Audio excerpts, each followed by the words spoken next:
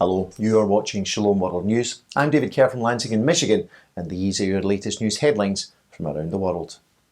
There are claims that another Christian girl in Pakistan has been abducted and forcibly converted to Islam. The latest allegations centre around a 14-year-old girl from the city of Faisalabad by the name of Chashman. The teenager didn't return home from school on July the 27th. Her father quickly raised the alarm, although he says that local police were largely unresponsive.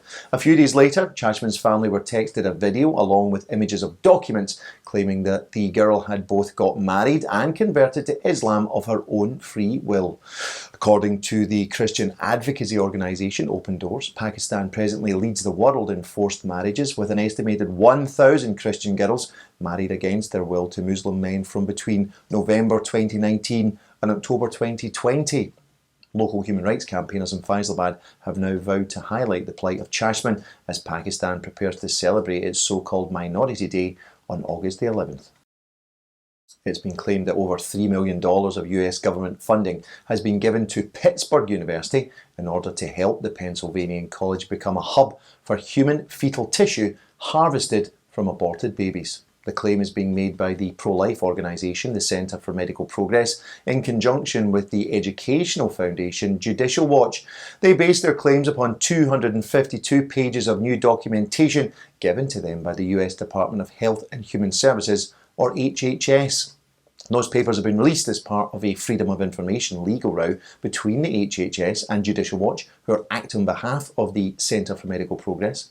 According to the documents, one of the aims of the university is to develop a pipeline for the acquisition, quality control and distribution of human body parts taken from infants in the womb who are between 6 and 42 weeks old. The founder and president of the Centre for Medical Progress, David Daladian, describes the project by Pittsburgh University as akin to an episode of the TV show American Horror Story, with infants in the womb, some who are old enough to be viable, being aborted alive and then killed in order to harvest their organs. The Bishop of Cork and Ross in the south of Ireland has paid tribute to a priest who died after reportedly pushing his secretary out of the way of an oncoming bus. 72-year-old Father Con Cronin is said to have pushed the woman to safety when a bus veered towards them in the village of Monkstown in County Cork on the afternoon of August the 3rd. The Irish Times newspaper reports that the driver of the bus may have lost control of his vehicle after suffering a fatal medical trauma. He's been named as 52-year-old Mark Willis. Bishop Fintan Gavin of Cork and Ross says his heartfelt thoughts and prayers are with Father Cronin's family and friends, and also with the St Patrick's Missionary Society, or Kiltegan Fathers. That's the religious order to which Father Cronin belonged. Bishop Gavin also extended his prayerful support to the family of the deceased bus driver Mark Gavin. The Gardaí, or Irish Police, have now issued an appeal for witnesses to the accident. The Archbishop of Palermo on the southern Italian island of Sicily has condemned his government for not coming to the aid of 2 rescue boats filled with migrants which are currently adrift on the Mediterranean Sea.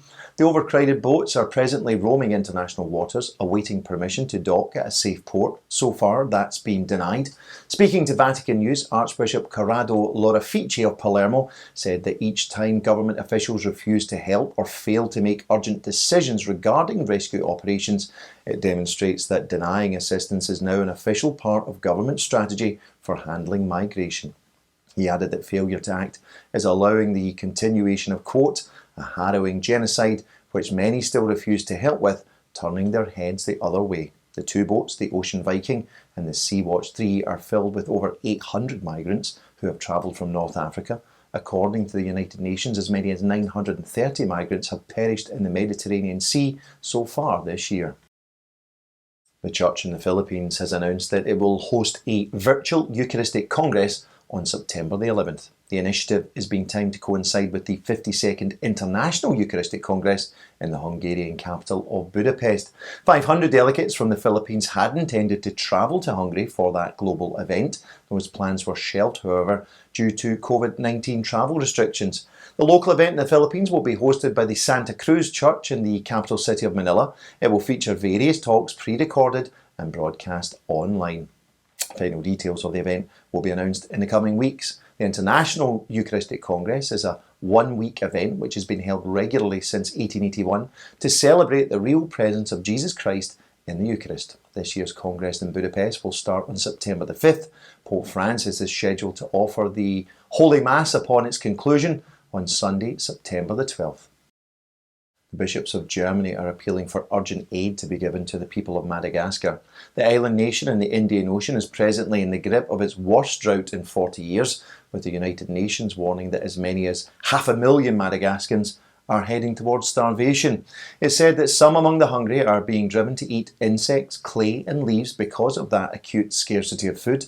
Now, the chairman of the German Bishops' Commission for the Universal Church, Archbishop Ludwig Schick of Bamberg, is appealing for help from the international community.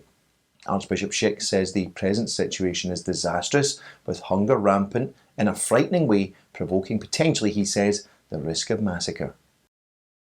Finally, the new head of the Knights of Columbus has reminded his fellow members that their highest calling towards charity or love demands a renewed focus amid changing times. Supreme Knight Patrick Kelly made his remarks during his first ever address as Supreme Knight to the organisation's annual convention. It was held virtually over the 3rd and the 4th of August, with key events being broadcast from the Supreme Council's headquarters in New Haven, Connecticut.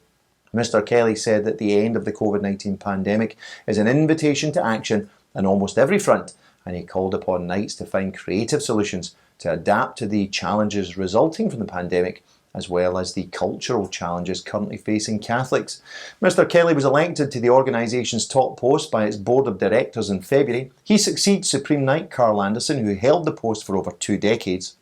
He retired in February upon reaching the organisation's mandatory retirement age of 70.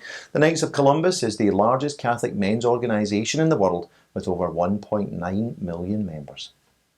Well, that's your latest news headlines. Do join us for more tomorrow. You can also visit us at swnews.org for more news updates. Shalom.